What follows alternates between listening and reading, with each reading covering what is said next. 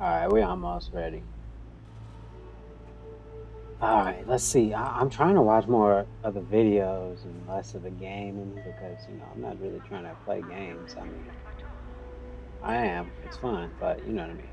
I'm trying to chill and relax and watch videos a little bit more. The games sometimes just get exciting because of the battlefield, but I'm really just trying to chill and watch like crazy shit that I would normally watch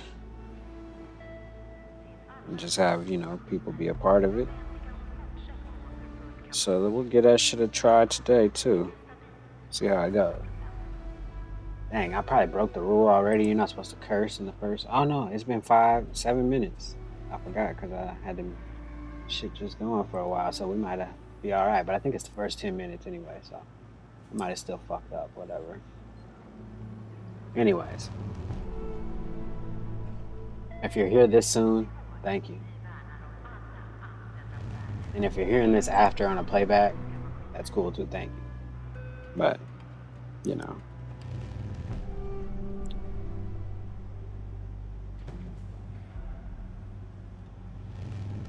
All right. Let's see what we're about to get into with some Battlefield real quick. Like I said, I'm really just trying to watch some videos and shit, but let's go. Oh shit. I'm on camera. All right. All right, let's go to this one so we can at least look at some other shit real quick until this gets right. Last time I came over here, we spoke about Lil Rodney. You know, I saw you speak about Lil Rodney on other platforms. You know what I'm saying? Okay. Lil Rodney is now back incarcerated. Whoop-de-doo. I mean, did anybody, y'all didn't get the letter? I thought I sent that mail out last week. Yeah, you predicted this Did I sent that mail out last week. I could have swore I sent that mail out last week. We just got the mail today. Oh, okay, yeah, it do take 3 days. Yeah. Whoa, fire, God.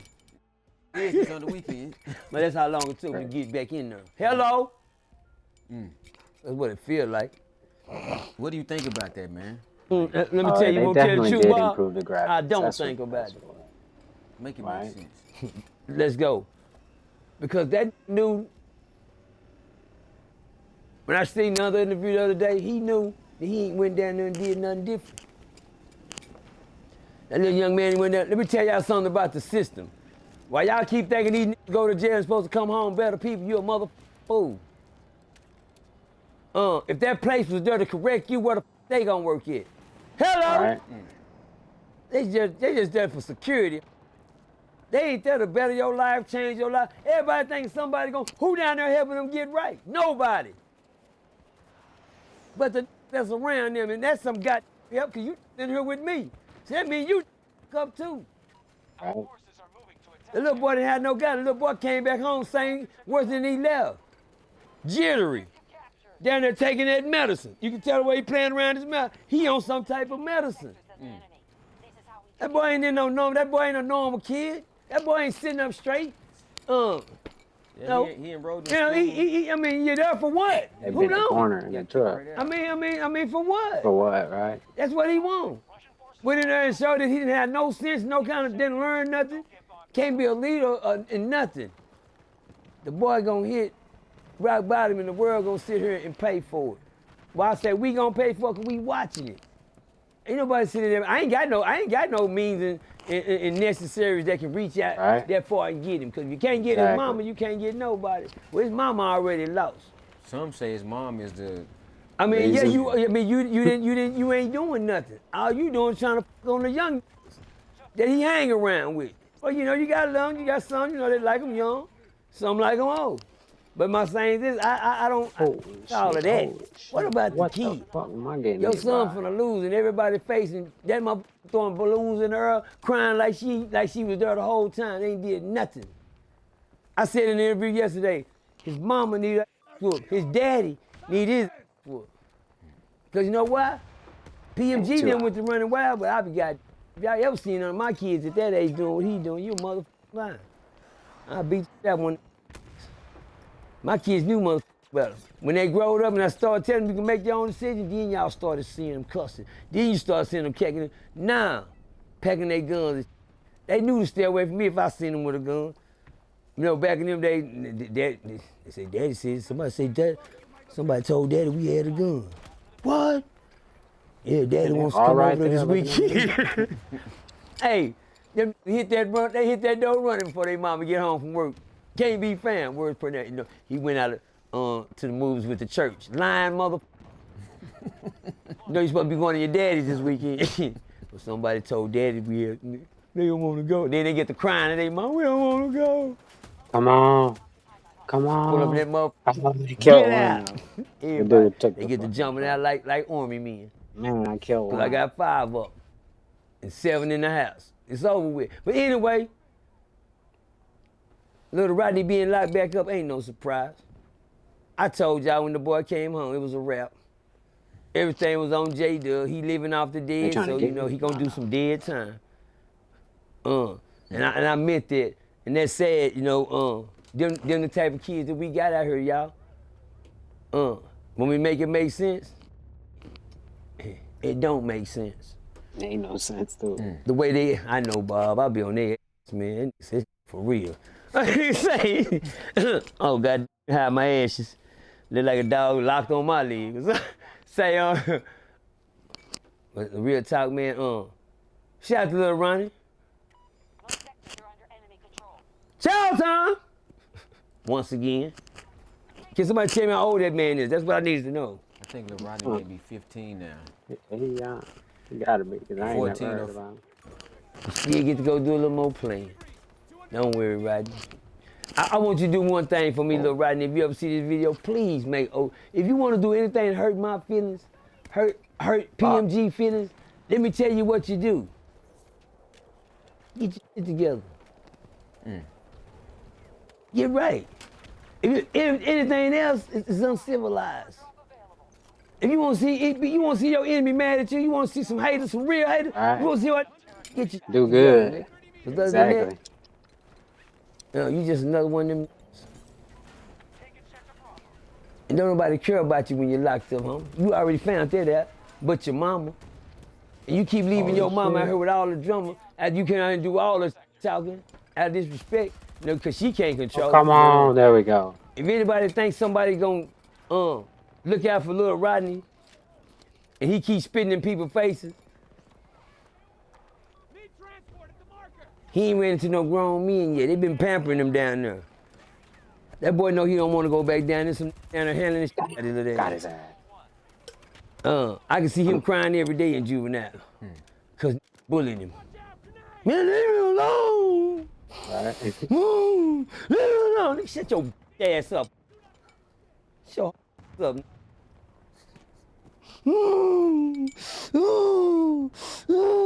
That's what you're not doing. Oh, fuck. You're gonna get away with that in juvenile, just because they got different departments for you, different restraints like that for you, until they play you out of pocket, little Rodney. If you don't change, and it was a sad thing about it, because you so deep as a youngster, I don't see change coming for you nowhere, no time soon, because you a kid. And it's sad to say this, y'all. Percy, you can't say that. I can say that. It take men a little longer to grow up than women. Right. If don't act.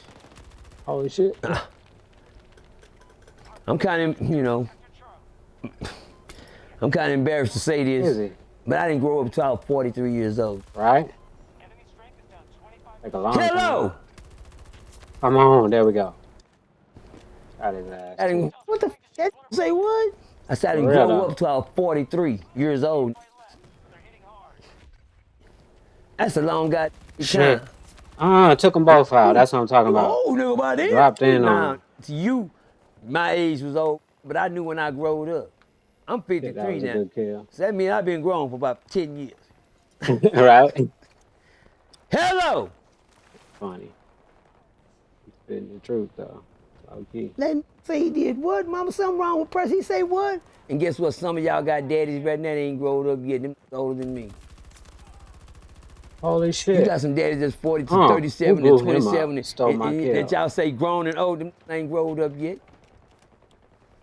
It's easy to be blinded. When you living like this, living in them systems, letting them doors keep coming, it's hard to grow up when they institutionalize you to a place where it don't make sense. Juvenile in jails will not refine nobody. Y'all think Little Rodney's supposed to come in there and what I try to shoot some to his mom and no rehabilitation up in there. Bob report. I need Bob report to make it make sense this time. We need to start putting together people for the outpatients. The fresh out of prison patients. We're gonna call them patients when they come on because they have been institutionalized in an institution. So they have been patients, not clients, not inmates, and not prisoners. Let's make it make sense. When you come home like that, you look at them and the way they get the, and I feel the work, Bob, we will be able to identify their character by the way they treat and talk. We'll watch them. Yes, sir. We'll judge, everything going with them, okay. And like the white folks do, watch this. Okay. Oh, yes, I hear you very much. And they say, man, you have a nice day, Mr. Rodney. You give it, and when he walk off, they say, Bob, what do you think? Oh, he'll be back. Yeah. Right. Anybody know where Little Rodney is? Oh, my bad. He's already back. Got just in time for Chad, Rodney. You ain't miss Chad. Right. That's what they be doing too. Man, when you come right back. Not speaking on his mother, but Yeah, I've you even just heard laugh. your son referencing his mother in a. Oh yeah, yeah. Tell her Rodney cook cabin off his mama. Hit the back in the car when I call. I was like, God, and then yeah, he ain't lying. Damn. That lets you know what type of leadership he coming up around. Kids messing with you. Say, I ain't gonna lie, I knock out one of you little young motherfuckers too, but at the same time, ain't nobody gonna know it. For sure. I don't talk to talkers. My son a talker. He a rapper. You ain't had no business messing with that boy. Yeah. And wasn't gonna keep it real.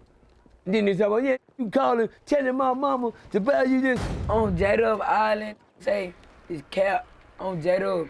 The only reason he was in the car with my mama, cause of her boyfriend, on Dub. J-Dub. On J-Dub. Matter of fact, if I go back to the page, wait till I get home. On J-Dub, I'ma post a message. Mama, can you bring me food? Blah, blah, blah. On J-Dub, he begging my mama to bring him outfits. On J-Dub, the type of shit that. J-Dub, that's like me calling your mama, let me get an outfit. No, I'm not finna call. Cause she been buying it. Who just call somebody to tell me to buy them something they don't know what it is. Damn. You gotta make it make sense. Right. He been buying it. It's new Little Rodney. It hurt Little Rodney feelings when my son did that. Nigga, you want to say you mess with my mama. Mama ain't mess with you, have you? No, baby. PMG, man, you quit lying, bitch. Come on, quit doing that, man. That's And fine. I ain't mean to call you no bad name. Shit, I'm just saying, goddamn, that's what they call them when you don't got no respect for yourself, your children, and nobody else. You a dog. And what is a dog? Right. Straight up. Female dog. Yeah. What's a female Female dog. Yeah. You think that has a direct effect on Lil Rodney? It got to. I've been a parent like that before. Sheesh. Ask me what it did to my kid. Want to ask me the one I did it to? He got 84 in the feds and 18 in the state right now. I know. So you speaking from experience? I always do. That's crazy. I never talk on nobody's business that I don't know because I don't know your business. Word up. But I can make it make sense. Ask me how I know. Oh shit. How you know? Because I've been there and done that. Fuck. Took from and gave back. You remember? That's what no, real talk. That's what I'm doing now. I took from now, I'm giving back. All right. Exactly. You're right, Bob. I never talk on nobody that I can't say I in. What I mean by that, I ain't talking about in. I'm talking about making I got one off statements. though before I came. I've done that before. I've been there before. I've done this. That's what I've they done teach that. you. I've been here. I've done that. Psychology I've been here. and I AA stay. and all that. So if I've done it, I can tell you what You it's can like. talk about it all day. I can tell you what your son gonna go through and you too. And before you realize what's going on, your son gonna be a whole ground man, can't get visitation. Gone, lost. The sad thing, you a parent that ain't did nothing to grab them in. Who the throw their kids in the water knowing they can't swim? Right. Kicking them out the house too soon, all types of shit. You jumping that mother. I Come can't on, swim. drive this Why the motherfucker, fuck you man. throwing him in there? Right. Make it make sense. If you know what your kids headed toward now, my Shit, other we gotta get lad, the my fuck other up guy, outta here. This nigga 10 ain't kids, doing when I nothing with seen it. what I was doing, I was growing up because I was a kid with a kid. Right. Yeah, I was just growing up myself. I don't want Holy to be shit. no fuck. 32. Boys He's raising very. He boys. wounded. You hear me? Exactly. And I rose mine the wrong way because I was gang banging. I was up and I was sick. I was Caught your institutional ass, mind, a dick addict. I was Right. yeah, you gonna get all All that. types That's of how you shit, hold a bro. gun. What you got you doing that for? I thought I was in boys in the mother hood or something. Okay, that's my nigga. OG Bobby Johnson. Right. He thought he was OG Bobby Johnson for real. Stealing car Holy radios shit. again. Yeah, that's what OG Percy how you doing. But that's he on that bullshit. Up he trying to go get him something. He owns something. He trying to go get him. Now, and not one, Right. 2, or 3, or 4. Do it one. I need the whole shebang. And I don't give a who it costs me. If it's in the baby pamper, that's gonna be a naked mother when you come back in here. What happened to that baby pamper? He saw it. I know it. Okay. So do you think somebody that we be trying to help Lil Rodney should go with his mother? I The ain't got same nothing to time? do with No this bad, no conversation. disrespect, I'm mom. just watching. No. Okay. I've heard mom talk. I've heard mom be on shows. She need more counseling than the baby. Right. Motherfucking nigga like, oh, Oh, got his ass. yeah. Well, that's what we expect. That's why he where he at. Holy shit, that is his hand. Fuck. People that see me sit up in interviews with PMG now, and then they'll sit there and just Oh, be as that home as they much. can. But if you see me on interviews with that them, oh, they got guns, mother. We got guns too, But nigga. when they sit with me, you can tell they know they're around their daddy. They see, and I watch them. They sit back Give it to there that fool. Go ahead, dog. and they Yeah. watch. No, but hey, watch out, daddy, man. No. You know, your son trying to overtalk you, and he can't talk, you can't talk. It's just a mess. And all y'all life is gonna be a documentary.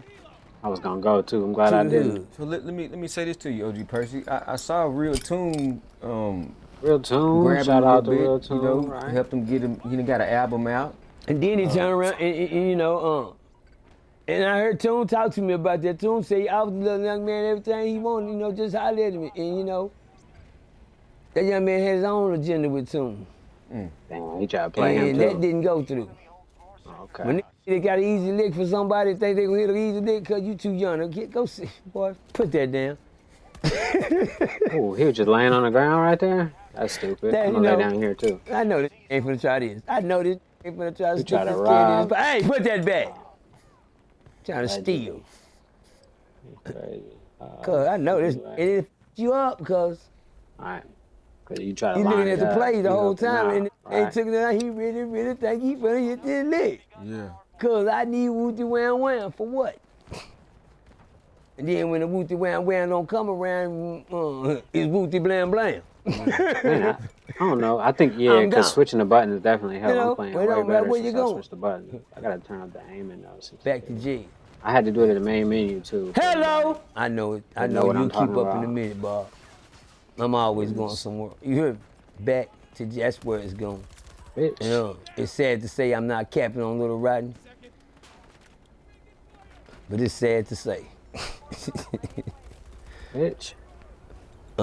You have any advice for Rodney?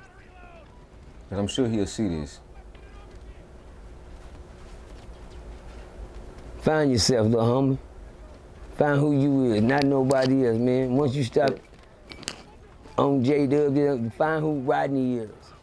Learn who Okay, Rodney okay. is. I guarantee you, I you can't get find in out there? you're Okay, cool. stronger than you think you is. Oh, I mean. And once you find who Rodney is, Rodney will be able to change some lives himself. Once you find out who Rodney is, Yeah, exactly. Rodney have a whole your bunch shit of youth together. running behind him because they like Little Rodney now. But you want them to like Little Rodney. Pretty soon, if you don't change who Little Rodney is, Little Ronnie is, Rodney, whatever got, you don't change Right. it, Alright. uh, Uh-oh. you gonna Gonna be be in floating there prison. with the rest of them. You gonna have to float one day, but you Holy don't have shit, I to go can't this see fast. nothing. Fuck. Back You out. can choose when it's On the time to driver float. left. Fuck. And God No. will let you know when it's time to go. He'll let the balloon go. You don't have to. Little homie on. P4. Read a book. He said, read a book. Hey, So man, read a you got book. Read time who for you it. is. What's the book? My life. Say to yourself, man, I don't, man, because I'm gonna tell you right now. You know, I mean, if you think you that smart enough to outsmart the smart ones, that's your problem. You can't tell me you like where you just came from. Right. Make it make sense. Exactly. You can't tell me you like being in a little cell with that little toilet sitting right there and your bed right there and you beating on that door and ain't nobody listening to you. You can't tell me you don't like getting up, going to the refrigerator and getting you some cereal.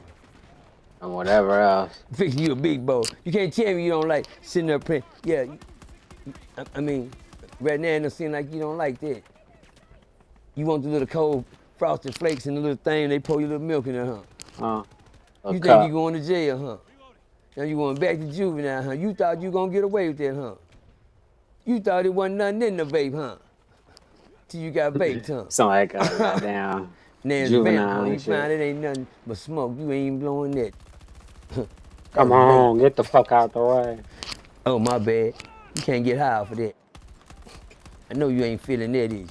Motherfucker trying to lay down? Yeah, he was. Nah, I will break it back to y'all. Y'all missed the vape, boy. I'm jinxing it, but I got 18 kills and only 3 deaths. See, I almost died fucking around looking at it, You don't feel vape, nigga. That's what I'm talking about. Vapors.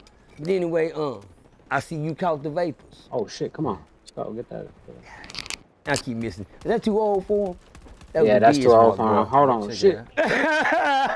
That's a big vapors, boy. That shit go hard. I think he got kicked out of school. All that. Kicked out of school, doing this, doing that. You went right back to doing the same thing. You never let nobody know you was going to change. They let y'all know the system is designed to destroy your mind. They let you know the system. 18 and 3? Okay. Okay. You think Lil Ronnie's mind is strong enough? No, Lil Ronnie can't talk for himself. I seen it on South Lil J, the brother did all the most, you know, sane talking during the interview. Yes, sir. The other niggas in there, that is on medicine. For everybody that don't know, that's pill call. I've been around the system long enough to learn how to read body effects and everything. That's pill call. No, it's in the hand. You see that finger? That's pill call. When you see that finger moving like this, nigga. When you see that finger moving like that, boy. That's either Ritalin. You need It's something. not Thorazine. It's not Seroquel. He would be Seroquel. He'd be a little more slower than the Seroquel. Right, he'd have been. But saying that to say this, they don't get that medicine when they come home. Nuh-uh. But They don't get it for free no dose more. of that state medicine in the wild. Uh-huh. You gonna get something now, huh? Oh, he right back to it. He happy to have See, it. that's what he want right now. You know? I gotta do this, yeah, cause Lil Ronnie, that you the biggest talk in the system. Now you feel more proud of her. Could have been the biggest talk out here, but I don't. We don't waste on time on nobody. Shout out to them kids out there doing what they supposed to be doing. Shout out to them kids that's going somewhere. Shout out to them kids that's graduating to the 9th grade. Shout out to them kids getting ready for high school this year. Gonna be stuck. Shout out to them already doing 2-a-day practices, getting ready for school. You know, Holy shit, I couldn't see nothing. Summertime. Oh yeah, shout out to y'all. Y'all finna start it's time for them caps to start flying. I mean, my bad. Time for them caps to start flying. Kappa. I know like, you know, capping y'all down. catch them balls in between the lines. Hey, real tone, there's some real money in the room. Hold on, let me see this real quick. I know this is probably different. Let me check it out.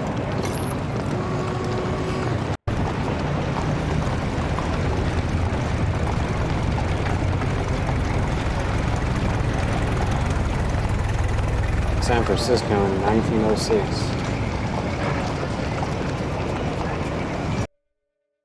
Colorized and shit.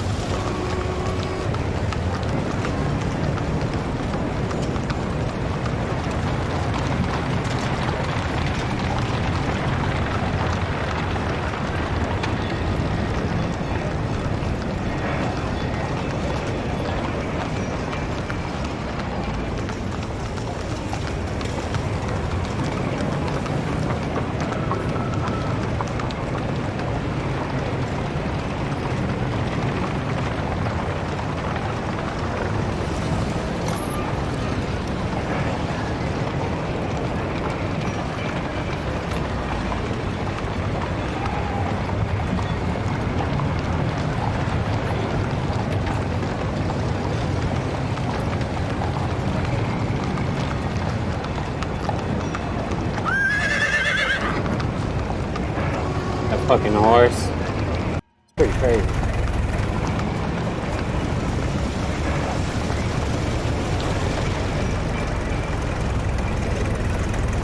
Free electric train, 1906.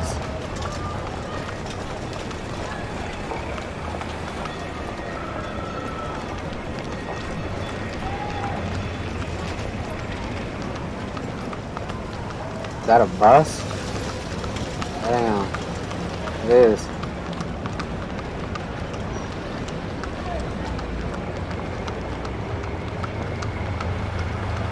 You mean to tell me these little people built those big ass buildings? Maybe, I don't know. It's only 1906, so if you know history, they did it really fast, all those buildings. San Francisco, 1906. It's crazy. Anyway, that's the colorized version now. Well, let's go to the next video.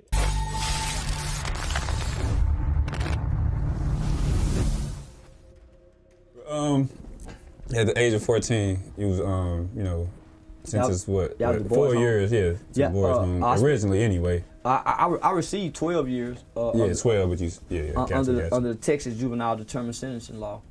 And so what it was, they send you to the youth facility, to the Texas Youth Commission.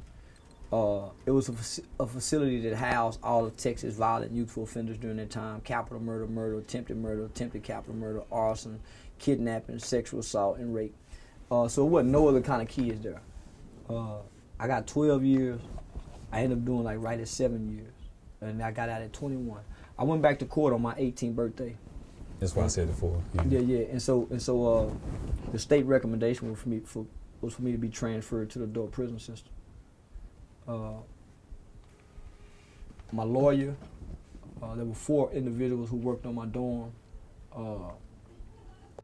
I've heard this story about a bunch of times, but if y'all haven't heard it, we'll play it for y'all. But he gonna tell about like his juvenile shit. It was pretty. I mean, you'll hear it. He came back to court to say one thing: young, this kid got potential to be somebody.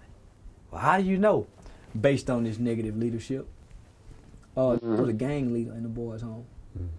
I was the littlest nigga there, but you wouldn't bother me.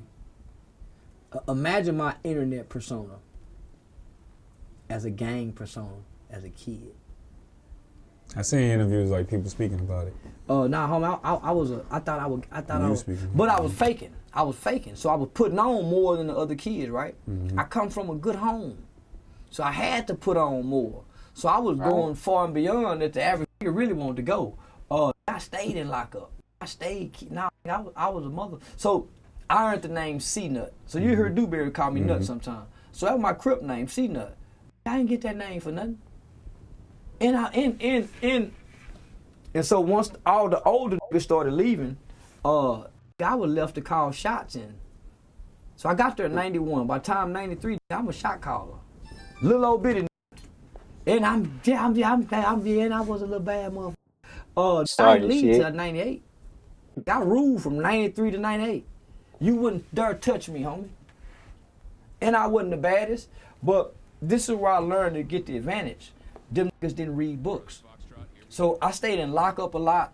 I stayed on what they call the LOP, loss of privileges. So I had to stay on the back. So I stayed in trouble a lot. So I read books.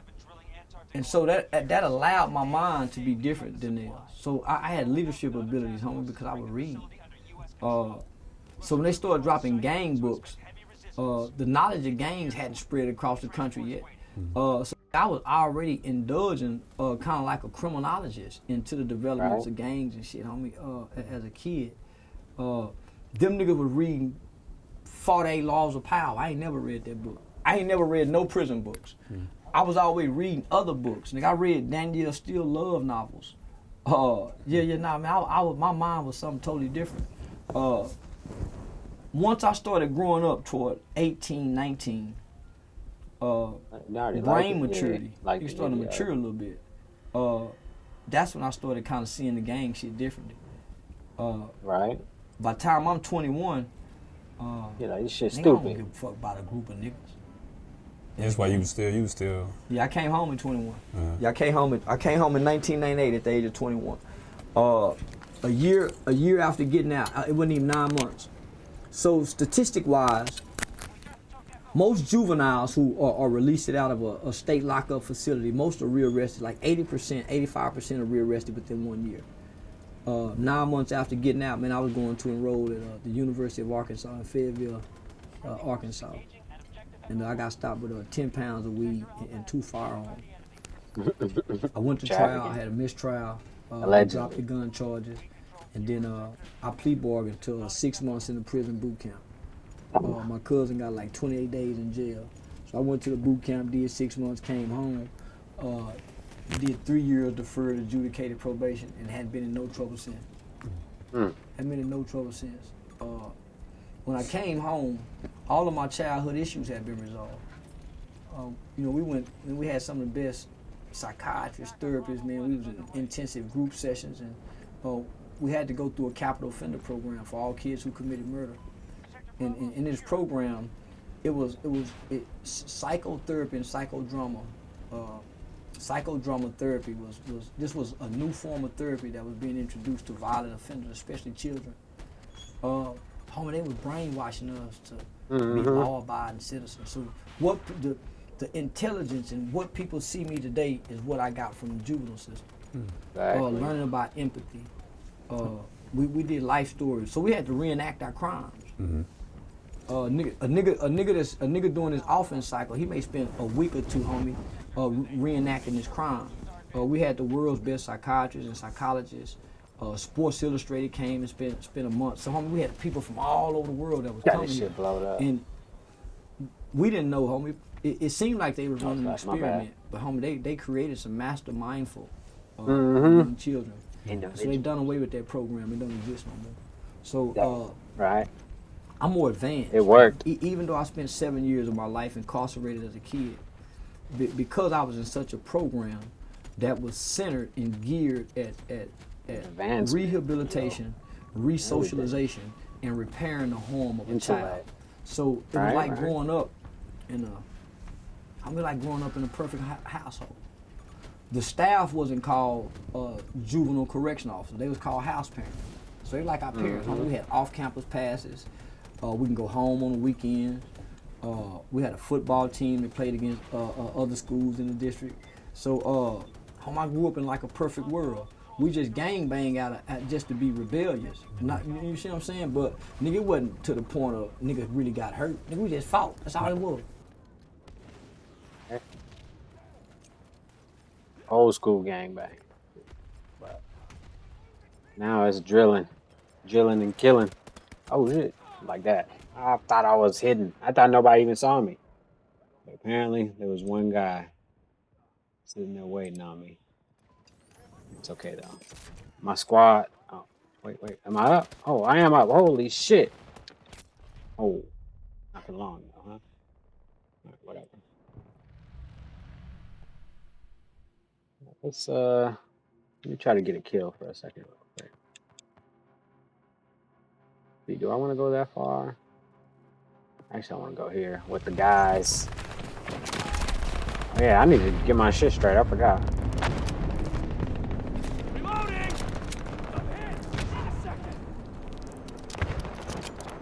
Actually, I don't even want this.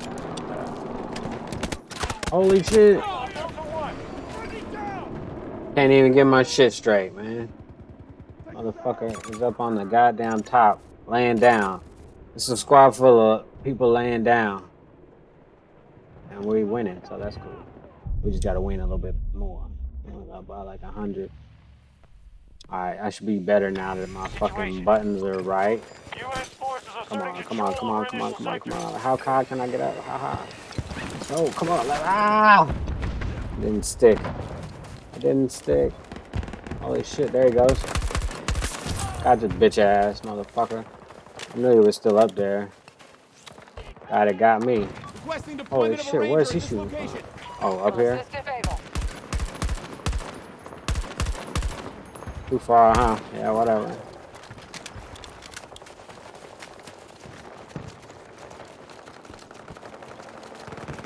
Shit's going down, bro. Fuckers coming in tags, 260 degrees, 130 meters. Come on, nothing. Some bullshit. At least give me a hit marker.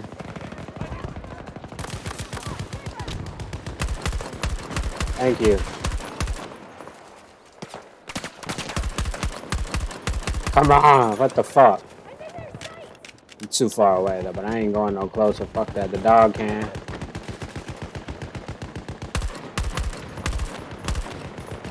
You're a long way from surrender, but they're wounded. 110 meters.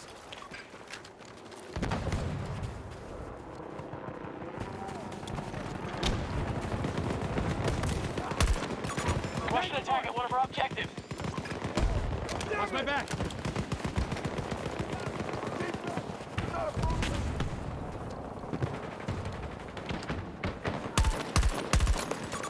Angle spotted. 300 degrees. 70 meters away from my position.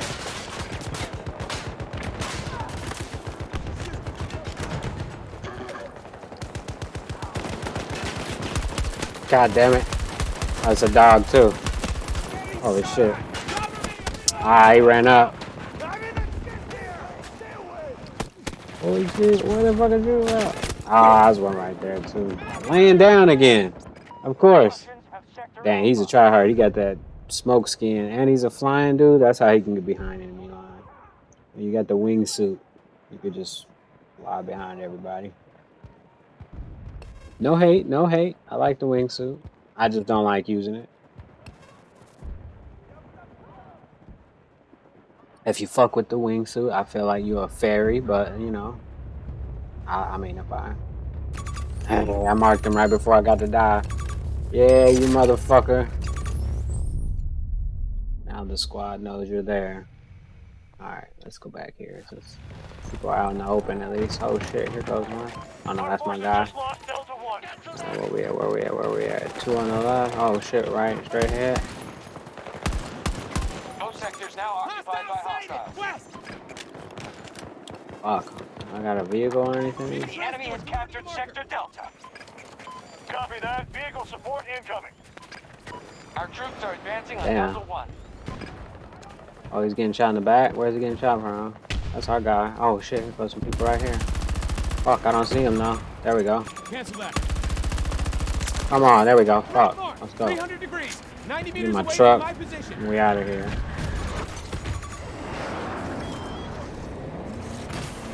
Smoke like Batman. And we're off. Behind the wheel. I got drunk. Hey, I'm finna just dip around and shit. See what we can do. Just secured Sector Echo. Hey. Gangsta Grizzle. Oh shit. Oh, it was a tank right there, of course. Right, fuck it. New Zealand. Again, they say it was a British colony, and the first people who went there. My Oh, question is, no, when that's do they have somebody the time? I'm about to say. What resources, and do they have the time to build all the buildings exactly like in Europe, and the trams? You know, like the iron, like which is used by the trams. Again, New Zealand and Australia are particular cases. This is also Nogla, New Zealand. YouTube channel Divergent, pretty We're good. gonna go back to New Zealand. Watch them pretty much every day, Australia, pretty but they're good. definitely cases that are unexplained, especially because they happened in the late 18th century and they didn't have time to build. These are castles. This one is in Austria. Right. Castles, again, I don't understand. Like the Game of Thrones. How our primitive humanity is able to build this with primitive tools in the middle of nowhere and on top of mountains. So something is not right there. And then, of course, because of the winters, on top of mountains too, right? Europe, how do you warm these things? Because they say, oh, castles are like for the kings. He said and the warm, queens and the leaders to live in. How do But you then if keep you're them freezing to death, warm? how do you warm them? Unless there was a different kind of technology. So who built them at the very end? You know, this whole thing with the medieval ages. These ones are also chateaus. So chateau is castle. We have in Quebec, in Canada. Again, very, very cold place. Why do you build this? How do you survive? How do you live there? And who built this? They did put extra The smoke. immigrants went from Europe. Not smoke, colonists, snow when it blow shit doesn't make up. any sense. Canada, which is like 150 years old, Holy pretty shit. much, as a country. This one, first of all, because this is in Dubrovnik, Croatia, but of course, if you've seen Game of Thrones, now you know. Right, This is where see, they filmed Game of Thrones. Look at the size of those things. So, am I to accept who did that? human species like ours, in times when everybody was like at war, Primitive as and fuck, fighting, too. they would build this? Well, yeah, could be. because maybe they're not for giants because they don't look like for giants, but it's difficult to accept when you see the massive sizes, a humanity like ours, and again, they build this and then they live with firewood in the middle of winter not to freeze to death. And then Germany has a bunch of technology. Castles and palaces in Germany are abundant, just like the previous buildings with domes. Again, they're super deep, they're super huge, big walls. His ass. Very, very big. So how do you get warm in Holy winter? Holy shit! Oh, fucking tank is over there. Unless you use electromagnetic energy, which is free. This one is in Greece. It's not definitely needed a different type of technology to heat those buildings. Greece was called the land of Olympus. The land of Olympus. These islands and the structures, I don't even know what to make of them. If they're artificial, get out of here, or if they're the remains of biology of the terrain, or something like that. Because some look like ancient trees, some look like buildings, and they have like these islands, which of course they suffered something, like maybe an earthquake or something. That's why you have different islands. The water is beautiful in Greece. Unfortunately, it's one of the poorest countries in terms of like they only have tourism, and it's always the country with trouble and with the debts. But in terms of like the amazingness, when you see the photos, the amazingness, leaves you baffled and open mouth. Again, a castle in Austria. So again, complexes. Again, this looks like more for our human species, but I would like to understand who built them and when, and why so many of them, and why in the same manner. The Hohenzollern castle in Germany, massive. How do you warm all this stuff? Do you use firewood? Was it our human species who built it, or was it like there before, and then the people who came to power, they just put themselves inside and that's it? And they became like the new empire, because Germany didn't even exist as a country until the 1900s. I'm about to say, what is he doing? He needs to get out of here. It's not just Europe or Australia or New Zealand. It's also India, with the same type of like massive structures and walls. And if it's the same type looking, then most certainly it would have been the same humanity, I guess. This one is also in Germany. Again, big walls, huge, tremendous. Big walls. Just the look of it. Like if you only built this when you have warmth, like heat, power, and electricity. I don't see the sense of building something like this and then freezing to death and cold and dark in the long winter nights. Again, castles in Germany and Austria was super deep. I doubt that they would, unless you're gonna freeze to death.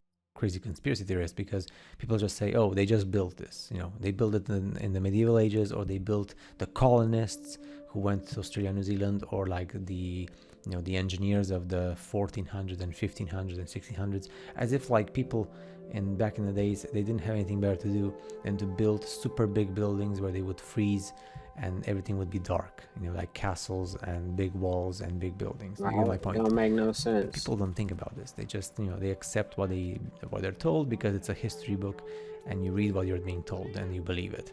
And then they call you crazy if you just question the narrative. And again, it's fascinating, these places with the islands. They're not even islands anymore. Something happened. There was a continent and it was totally messed up by something. Like earthquake or technology. Holy shit! What weapons the fuck? of massive destruction or petrification weapons or whatever.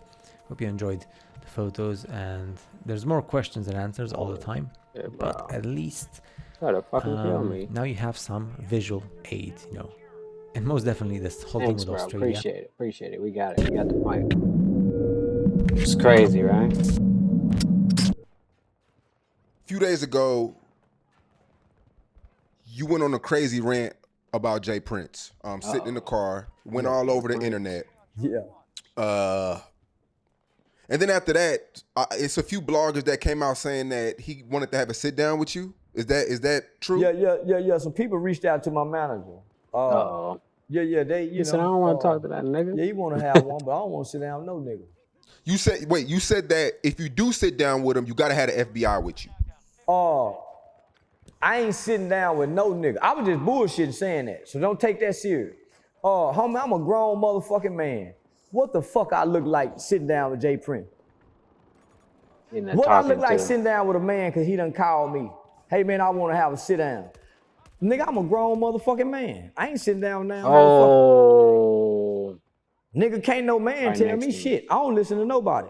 Right. If you don't like what I said, and this go for James, Prince, and any motherfucking body. If you don't like what I say, hit me in the mouth or kill me. Other than that, leave me the fuck alone, nigga. James Prince can't tell me shit, nigga. Fuck, I'm gonna go, because hey man, James Prince, nigga, fuck James Prince. And whatever nigga wanna sit down and think, I ain't got no motherfucking daddy, nigga. But if my mama calls, say, son, let's sit down and talk. Yes, ma'am, mama, I'll be over there in a minute. If my bro called and said, I need to sit down and talk, we gonna sit down and talk. I won't sit down and talk to now swinging, dick, hairy leg, funky ass nigga. They go for James Prince or the president, nigga. Only person I listen to is a judge, a probation officer, and the goddamn police officer putting the handcuffs on me. Wanna hear shit from no nigga? Nigga, you can't talk to me. Right. You can't give me no talking to. Hit me in the mouth. Cause I thought if you don't like what a nigga say, you hit him in his goddamn mouth. I ain't been hit in the mouth yet. Or kill me. Nigga, I ain't shutting up for shit. So no, he got the wrong nigga. No, you got the wrong nigga, Sean. Now I don't want to listen now, motherfucker. Well, there you have it. He said he ain't trying to talk to nobody. Oh. God damn it. That motherfucker almost got away from me. Shit. Alright, whatever. I killed him though. Killed his ass dead. Alright, shit. Hold on. Here's some footsteps. Got me tripping. Holy shit, that's a goddamn, what's the name? About to say, I ain't even got my fingers right to get that shit. Oh, he hopped out when I'm hopped out. Holy shit, he seen me though. Sheesh. Get the fuck out of here, man. Charlie 1 taken by hostiles. Sector Charlie is fallen. Holy shit, bro. What the fuck? Oh, it's a helicopter. I ain't going over there.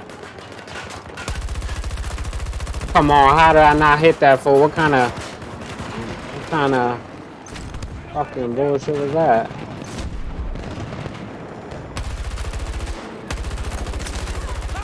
Our troops are advancing on Charlie 1. Reloading! I don't need help.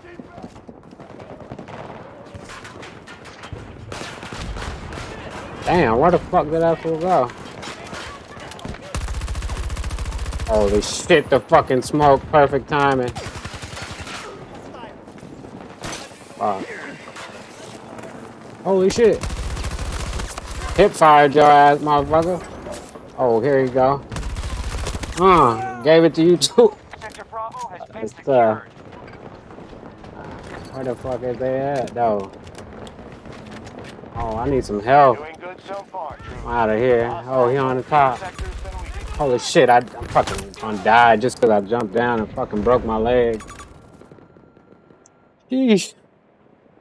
That's what happens when you try to go kill somebody and you forget that you're going up a zip line at the same time. I know, my bad. Yeah. We are moving to siege Told you I'm not an Charlie 2. expert at this game or anything.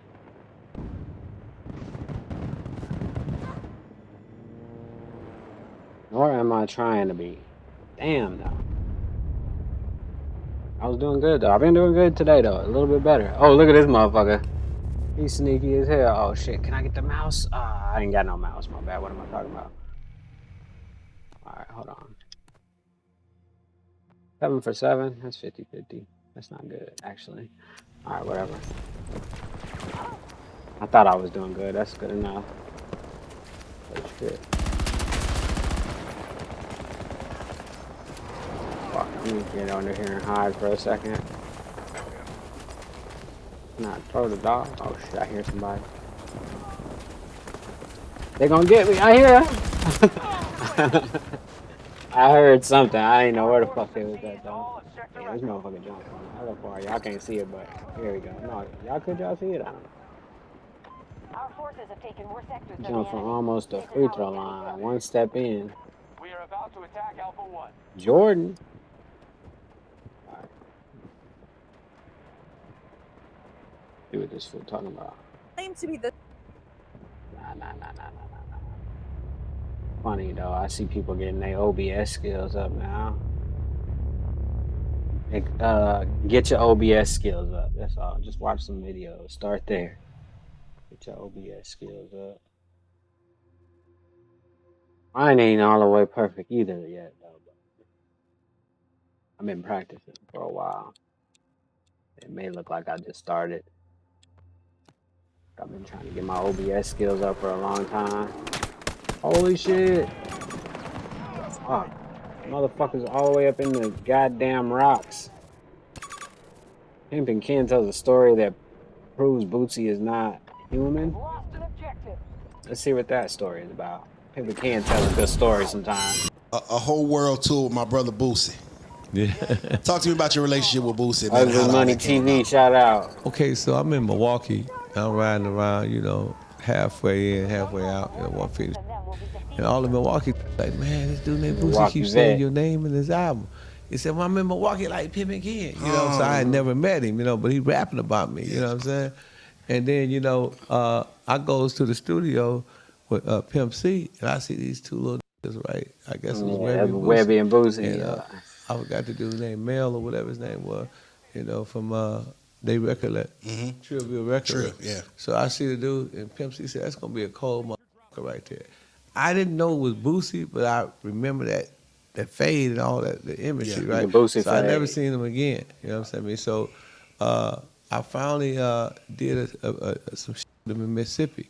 And he was so elated to see me. So we did there we go. Knife, may he rest in peace. I saw him he first. How he almost killed me, though. Jackson, and I met him the first time. So the next time I meet him, I think it was in Milwaukee. Milwaukee vet. He didn't even have a coat on. Ray Singh, you was there, right? Oh, shit. So I had they two all right there. What the one fuck? on and one in the car. Come on. You know what I'm saying? So I said, man, you need a coat, man? Bootsy need a coat. So I went and got him the mink coat, put the mink coat on him. He went in his pocket, got a wad of hundreds, man, with so many $100 bills. I said, dude, you sure? Holy shit, where the fuck is he at? You My dog give me him? this. Yeah. He said, no, man, you know, and he let me have the money. And then the next time, he gave me his number. I called him. I'm in at the casino. Oh, my dog got it. I won Finished 20 him off. bands. So, you know, I was happy. I said, Bootsy. I know he from here. So I was finna kill his ass, too. Then, you know what I'm saying? I went to his house in Baton Rouge, his baby mansion, and we did a song together. That's dope. Then he went to jail. So I ain't seen him for years. You know, next time I see him, you know, he had Tony Neal's party, core DJ party. Shout out Tony Neal. Shout out to Tony Neal. And then that's when we reignited. You know what I'm saying? We got back together. We swapped numbers again. And then my business partner, who's you know one of my little homies that did all the parties with me. We used to do all the promotion in Milwaukee. You know what I'm saying? Me and him was a business partner. So we started dealing with the lady, Local Choice Liquor. So we helped Bootsy get the Steve-O, we helped him get the Bootsy Juice. Yes, sir. Then from the Bootsy Juice came the other liquor deal with Forte International. And then I started handling that behind the scenes. I the one that got the Bootsy to do the show at KOD. Cool. Yes, sir. You know, we was just making plays, you know. Yeah. And then, you know, when is the unhuman part gonna happen, though? Because I was told that he was supposed to be, Bootsy is not human. So where do we get to that part? I called Simon Schuster. I said, you know, we want to do a book on Bootsy. And they was like, put him on the phone. Right. So they on the phone, they talking about this other rapper from Atlanta. It was like, that nigga went through, I'm Bootsy. You want a real story? Come with Bootsy, Bootsy. And, you know, hey, man, that was crazy, man. And all of us know who the rapper was, so I was like, shit, man, this shit crazy. But one thing I love about Bootsy is Bootsy gonna speak his mind, right or wrong. He gonna say this what's on his man head. cussing, man, and we got executives on the phone. But, you know, they loved him. You know, and he said, Ken, I love this guy. You know, he's the real dude. You know what I'm saying? He gonna make a good book because they know. Yeah. So they say he gonna make a good book. And so the first author we got was a dude named Tucker Max. And then he ended up, Bootsy was late. Then Bootsy was late again, so he fired Bootsy. You know what I'm saying? He said, I ain't working with Bootsy. I don't deal with hip hop time. So Bootsy got on Instagram. Then we got this dude named Kevin Powell. So Kevin Powell, you know, he got all the way to the transcripts. And he had to do a Tupac book, so he kind of reneged on us. Then we got the storyteller, you know what I'm saying? We got some more people out of Milwaukee, some of my homeboys, you know, Charles, and we put that together, you know what I'm saying? And that was kind of good. Like an advertisement for Pimpin' Ken, Ken, but this is cool too. I mean, I like Pimpin' Ken. Love price. Cool. And so, you know, so with the liquor deals and all that, you know, and with him and me and Steve being best friends and working on his book deal, you know what I'm saying? That's kind of where we kind of germinated. Of course, you know, it's a long, I've been to his house many times. Yes, sir. It's a whole bunch of other shit. It would Yes, take. sir. And then, oh yeah, I'm glad you did mention Boosie. We got the documentary coming out. Wow. The making of the book. Okay. So so you're gonna see all that you've been hearing him talk about on the internet. We got 13 hours of Boosie just spilling his whole life. You know what I'm saying? And we got a lot of, you know, famous people 13 hours, there. that's They a came long and gave him endorsements. video. I know that's gonna be nobody can watch entertaining the whole because 13 hours. Boosie speak his edited. mind. Man, you know what I'm hey. saying? Maybe there's some Pimp C in him, but you know he gonna tell it like Yeah, there he you see. go. And Point when I blank. tell you this documentary is gonna be, All right, but that didn't match the title at all. But that's cool though. I mean, I understand titles. I hate titles myself. You know what I'm saying? But that definitely. I don't know if that was even intended to be misleading, but that was definitely a title that was misleading. But it's all good. It wasn't even clickbait because I didn't watch it for the title necessarily. But I mean, I watched it because Pimpin' Ken was talking shit. I wanted to hear what he had to say. They could definitely nail down that title a little bit better. But hey, give me 1 second. I gotta handle some shit. I'll be right back. I ain't going nowhere, but just give me 1 second, all right? For sure. Thank you.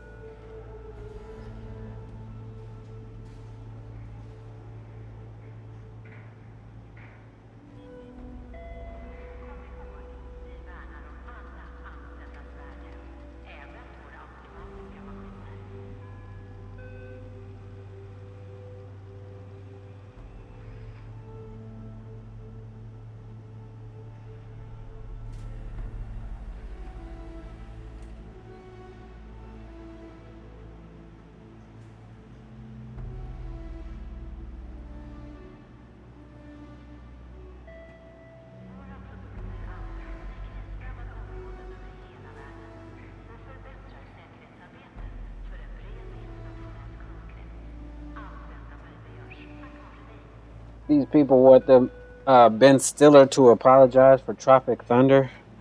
He says he's not apologizing for Tropic Thunder. He thinks it's a good movie and he's proud of what he did. So there you have it.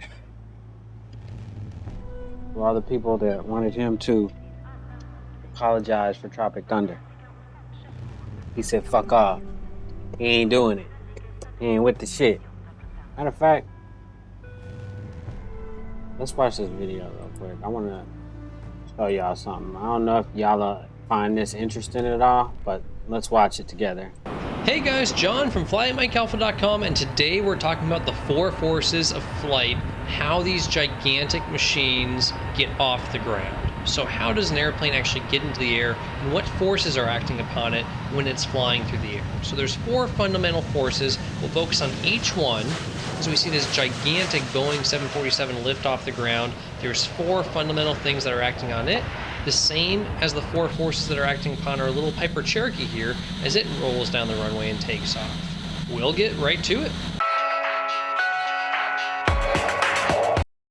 As y'all can see, it's a flight video from fly8ma.com. So if y'all want to check them out, go ahead. If y'all want to be pilots, I'm not watching that for this, but we're going to watch it. So let's define the 4 forces that are always acting upon an airplane, whether it's taking off, flying through the air, or coming in for a landing. The 4 forces are thrust, which comes from the engines, the propeller or the jet engine, drag, that tries to slow the airplane down and fights against those engines, the lift, keeping the airplane in the air, what's holding it up, the wings, and the weight of the airplane. Notice we don't say gravity, but we say weight of the airplane acting in the opposite direction, fighting against that lift.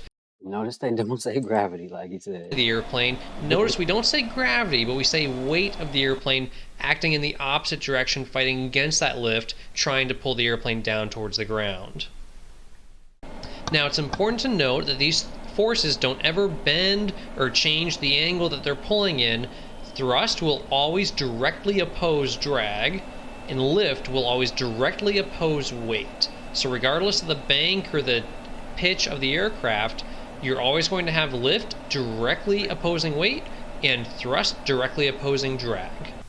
Now let's take a look at these forces as they act upon the airplane as we're flying along straight and level here, say at 100 miles an hour, and we have our 4 forces all in equilibrium. The airplane's level at 1,000 feet and 100 miles an hour, and then we accelerate the airplane, say to 150 miles per hour, and as we speed it up, as we accelerate it, then we must have more thrust than drag as it accelerates. Now once we get to say 150 miles per hour and we're stable again at cruising along at 150, then we're back to the 4 forces being in equilibrium. Lift equals weight, and thrust is equaling drag. We're stable at 150 miles per hour and 1,000 feet.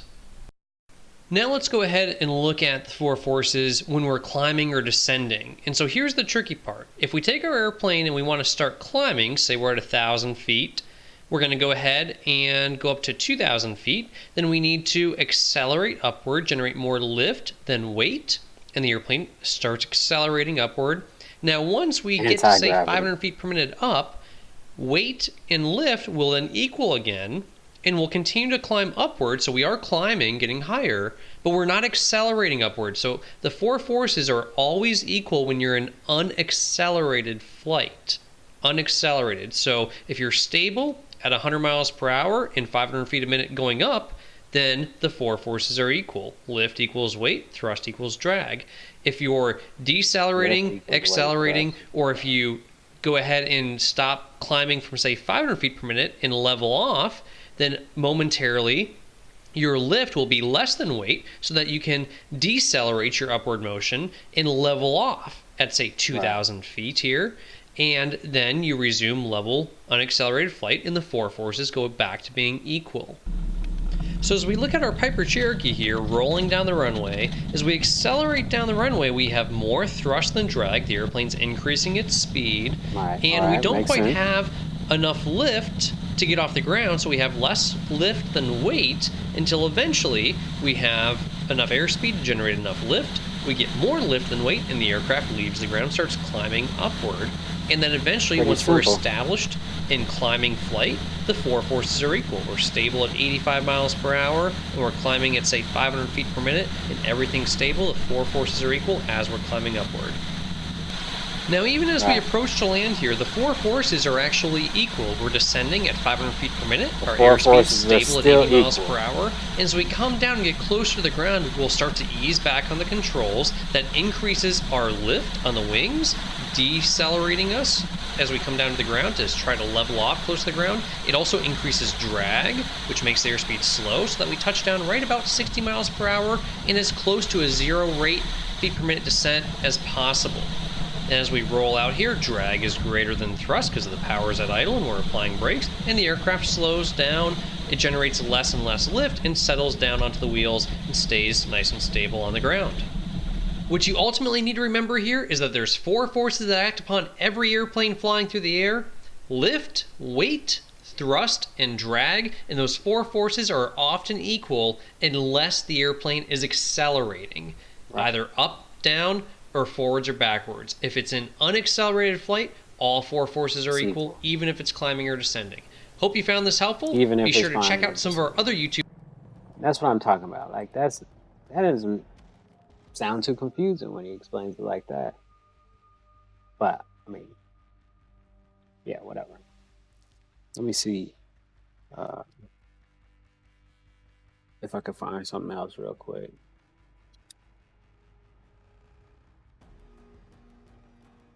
Because I didn't look this up earlier, but yeah, nah. See, there it goes. They have one in this plane. Is he gonna talk about it? How long is it gonna take? 18 fucking minutes to talk about it? It doesn't take 18 minutes to talk about it. Actually, let's watch this one. Actually, let's watch this one. This one talks about it. But The air is basically where are we going to put the pilot? So let's approach weight and balance in terms of basically a seesaw from when you were a kid. Obviously, when it takes you ballast and weight and balance in a plane. All right, like I said, you don't have to care about you had a fat friend or understand while I'm showing it, but there you go. Whatever, just watch it. Rare contact squawk. We're now listening to the music. So let's approach weight and balance in terms of basically a seesaw from when you were a kid. Obviously, when you had a fat friend, you had a hard time weighing down the other side of the seesaw, given that it was the same length. If you wanted to weigh down your side of the seesaw more, you would have to go further away from the pivot point, or you would have to come closer to it to have less of an arm or less of an effect over that pivot point. So we're going to put some things up here. First thing is going to be our wings. And that's our pivot point when we're airborne. That's our center of pressure, and we'll talk more about that later. Then on top of that center of pressure, we're going to go ahead and throw our fuselage there. So you can see this rudimentary fuselage with a little bit of a tail there on the right. Then the next thing we're going to do is draw an arbitrary line that the manufacturer chooses, and this line is typically it's just a reference point, typically the firewall, or basically where the engine compartment separates from the cabin compartment. So we're going to draw this red line, we'll call that our datum point, and that's just an arbitrary point chosen by the manufacturer. Everything to the left of that point, forward towards the nose cone, is going to be a negative moment or negative arm. Everything behind it will be a positive arm, and that's what we're going to get into next. So let's say we have a heavy engine sitting out front there, and that engine weighs about 300 pounds, and it's 12 inches in front of the firewall, in front of our datum point.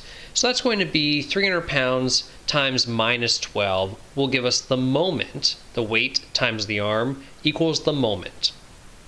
Then we can go ahead and say we have a pilot, and he weighs about 100 pounds, and he's sitting 36 inches behind the datum point on the positive side. So it's 100 pounds times 36 inches equals the moment. And you can see that these two moments both cancel out. 3,600 from the engine and 3,600 from the pilot. One's negative, one's positive. It equals 0. The aircraft's within balance, and the center of gravity would be 0 inches from the datum point.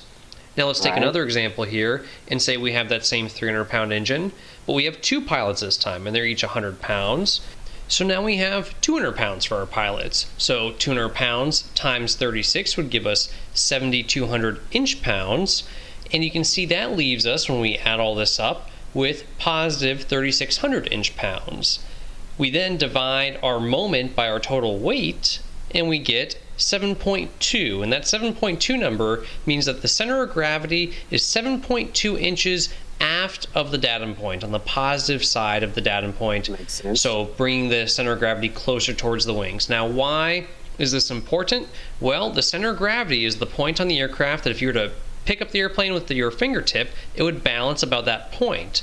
So it makes sense that we're trying to make the aircraft balance somewhere in the neighborhood of the wings, since the air is basically acting as your fingertip, holding up the aircraft about the wings as it's flying through the air. And we'll want to have that CG somewhere in front of the center of pressure, slightly in front of the center of the wings. So that's enough theory for one video. Let's go ahead and jump into doing an actual loading problem for a regular old Cessna 172 here. And so we're going to use this loading chart. We can see a sample problem already filled out for us. And we're going to do this two different ways. The first way is going to be using a loading graph that gives us our moments, that it's already computed the arm values for us. And then the second way is a little bit more math, but I tend to like it better because you get to see exactly how you're finding those moment numbers, and it kind of spells it all out. So we'll look at it the two different ways. First way, using our loading graph with the moments. Second way, doing a little bit more multiplication and doing it longhand so we can see ourselves. Basically, to find. So for this method of using the loading graph, we're simply going to find our weight. Say, for example, the weight of our pilot and front passenger, 340 pounds. Find that line that says pilot and front passenger, follow that line up to 340, and then draw a straight line down from that 340 mark, and we get our load moment over 1,000 pounds inches, or 1,000 inch pounds, however you want to say it. Basically, that's giving you an abbreviated moment, and so that's where they get their 12.6 from. Now, for fuel, same thing, 210 pounds of fuel on up the line, draw a line down, and you get 10.1. So you can see how this method works, and at the end of it, all you have to do is then come over here to your moment envelope, and you can simply plot the total moment and your total weight and find out whether or not you're within the envelope. Now, if you're wondering about this whole normal category versus utility category in the graph, what that's ultimately telling you is that if you want to operate your aircraft within the utility category, where it's approved for possibly some more maneuvers and a higher load factor, higher G loading, then you're going to have to be below a certain weight and within a certain CG limit, more so than if you were in the normal category. So say if you're going out to maybe do spins and the aircraft was approved for that in the utility category, but not approved to do spins in the normal category, then you would have to be at a lower weight and also within this CG limitation. So now we can go ahead and use our loading arrangements page to do it the harder way, basically where we're going to multiply the weight times the arm to find our moment and then go ahead and divide all that. So slightly more math. I actually prefer this way. I don't think it's harder. I think I get to see all of the math myself and I make sure I'm getting the exact numbers. So we can see here they give us a range for the pilot and front passenger, 34 to 46. We're going to use the average, which is 37. Rear passengers, they give us the number 73. So these are all pre-measured distances. We don't actually have to go out to the aircraft with a tape measure and measure from the firewall or from the datum point back to the station where we're putting the weight. Now note, obviously passengers can lean forward and backwards, pilot and passenger seats can move forward and backwards. These are rough estimates. These are not perfect numbers, and that's why it's so important to be within the envelope when you're operating the aircraft, not already pushing the envelope when you have that's what they mean by pushing the numbers, envelope. but it's not perfect numbers either. It's funny. So now we're going to go ahead and make our little handwritten chart here with our weight, our arm, and then that'll equal our moment. And so we can start with pilot and front passenger. We're going to use 150 pounds for our pilot, 150 pounds for our passenger. We're going to multiply that by 37 to get our moment. Then we can do the same for our rear passengers. We'll say we just have one person flying with us and keep it simple. They're 180 pounds, and so we're going to multiply that by 73. We could go ahead and plug in our known empty weight as well, and the known arm for the empty weight, and we'll find that in the POH or AFM. It gets changed from time to time and updated in the aircraft maintenance logs, and we'll calculate that out to be 62,600 inch-pounds for our moment. We also need some fuel to make the engine run, and we'll just say we have, say, 20 gallons of fuel on board. That gives 120 pounds times our arm gives us our moment. We'll add up our moments, we'll add up our total weights, we'll divide the total moment by the total weight, and that gives us our CG number. That's crazy. So we'll go ahead and draw a horizontal line over from our total CG weight. Means we'll draw center a of vertical gravity. line up from our CG location, and where those two lines intersect is where we are located on our CG loading envelope, and we can see that we're slightly outside of the utility category, but we're well within the normal category, so we're safe to go fly. We're under our maximum takeoff weight. We're in between our CG maximum forward or aft location. We can't do those maneuvers that are restricted only to utility category operations because we don't qualify for that today with our current loading. But we can do everything that we want to do in the normal category. That applies to our aircraft. Cool. So we'll have good pitch authority up and down. We'll have good aircraft performance because we're under our maximum takeoff weight. And we're good to go fly. We've seen it 2 different ways here. Either way works. You're going to get the same answer, the same yay or nay answer as to whether or not you can go fly the airplane at that weight with that CG loading. If any of this doesn't quite make sense, just leave your questions in the comments below and we'll get back to you as soon as possible. Make sure you give us a thumbs up and subscribe to our YouTube channel to stay up to date with all our latest videos. Thanks so much for watching, and we hope you get to fly every day. Alright, so that was cool. Like I said, I just wanted to show y'all that shit because, yeah, like I said, everybody I think should know that. Now, the other ones, the videos I'm not going to show, but this has a ballast in it, and if you know what a ballast is, I guess I'll just show what a ballast is, because it might start clicking in your head, maybe. Maybe it actually won't, though. But hot air balloons use ballasts. And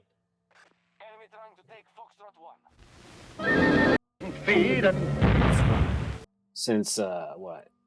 I don't remember exactly, but they started putting ballasts on hot air balloons there, around there, 1800s maybe? I don't know. But ballasts are just, never mind. You could look it up. But, yeah. I'm looking up some more shit, but. Let's see. What else? Oh, yeah. This is 4 minutes, so let's look at this one. Hopefully it's not copywritten. It probably is. I don't care. It doesn't really matter. But let's see. It's about ballasts in submarines. Of a submarine are built around the pressure hull.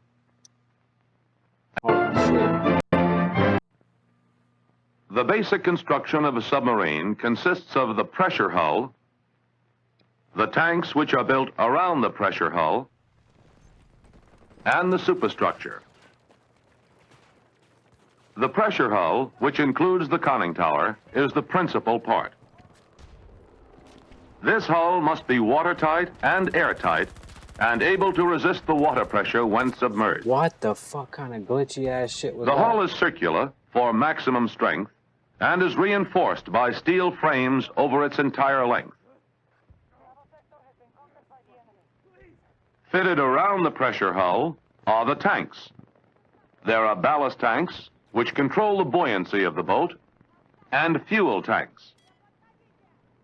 The main ballast tanks are completely flooded when the boat is submerged.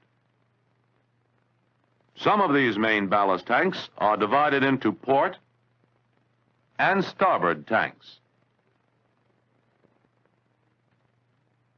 This is a cross-section. The tanks have flood ports open to the sea. Holy shit. The main vent valves control the escape of air when flooding the tanks. These are emergency vent valves. They are used in case of damage to the main vents or to prevent accidental flooding. In order for the submarine to submerge, both sets of vents must be open to flood the tanks.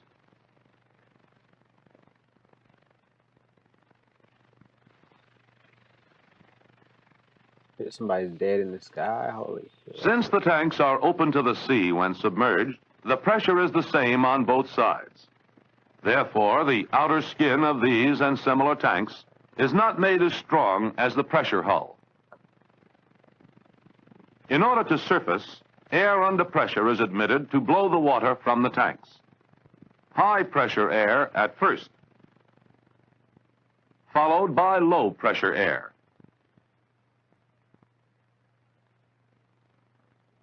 These two main ballast tanks operate in the same way, except that they are not divided and have no emergency vents. In addition to the main ballast tanks, there is a group of variable ballast tanks. These are used to control the trim and buoyancy of the submarine. They are the forward trim tank, the after trim tank, two auxiliary tanks, and the forward and after water-round torpedo tanks. These variable ballast tanks are only partly filled, and the seawater can be pumped from one tank to another or to sea.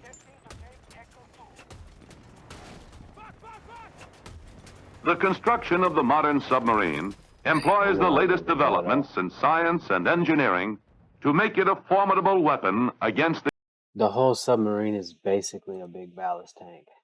I'm sure you've what it is, like this. Happily just continue that. It needs to be able to change the amount as the crest ships use stabilizers to minimize that rolling. We want the ship to remain upright while the waves run underneath her. The goal of a stabilizer is to counter the force generated by a wave. Unfortunately, that force isn't constant. As the crest of the wave hits one side of the ship, the tipping force is at its maximum. As the wave crest moves through the center line, the force becomes pretty much zero, and then as it moves to the other side, again the force becomes a maximum, but in the other direction. The stabilizer needs to counter all of that. It needs to be able to change the amount of force it generates, depending on the exact location of the wave, which of course is constantly changing. To do that, the industry has come up with a few types of stabilizer. I'm going to split them into two categories, active and passive. Holy shit. A good example of passive stabilizers are bilge keels. These are protrusions on the bilges of a hull, and all they effectively do is dampen any roll.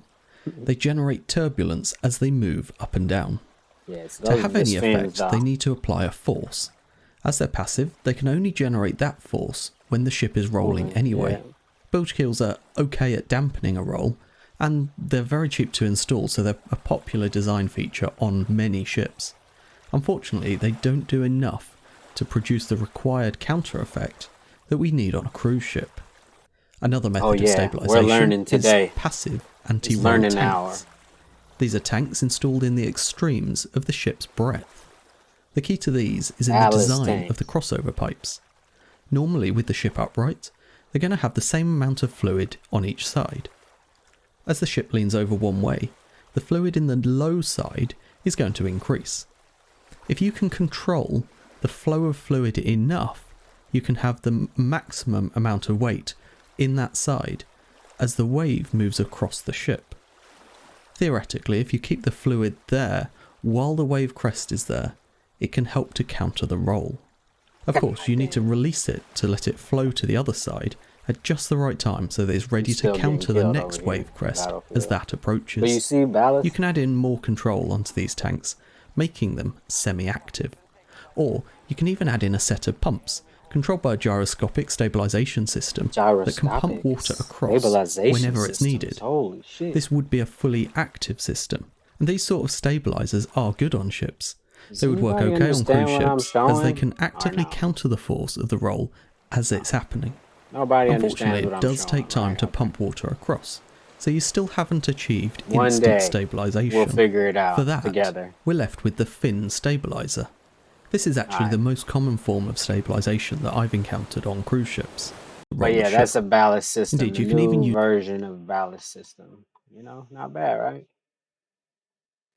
They have a bunch of new versions and shit now, but the old version, they still use the old version. Just sitting and looking. World War I brought a balloon of radically different shape, a captive balloon called the kite balloon. This was developed to overcome the balloon's tendency to swing in a circle when held captive. Tail cups were used as stabilizers. Air-filled lobes served the same purpose on a later type. Might as well just watch it. We already watched it. The lack of a net.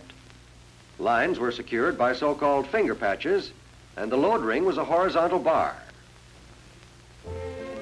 There go ballast on the side. One of the great American balloonists of the 20s was Ward Van Orman. He improved on Wise's precautions against a water landing by using pontoons and carrying a rubber life raft. This was the forerunner of the rubber boats carried in today's combat planes.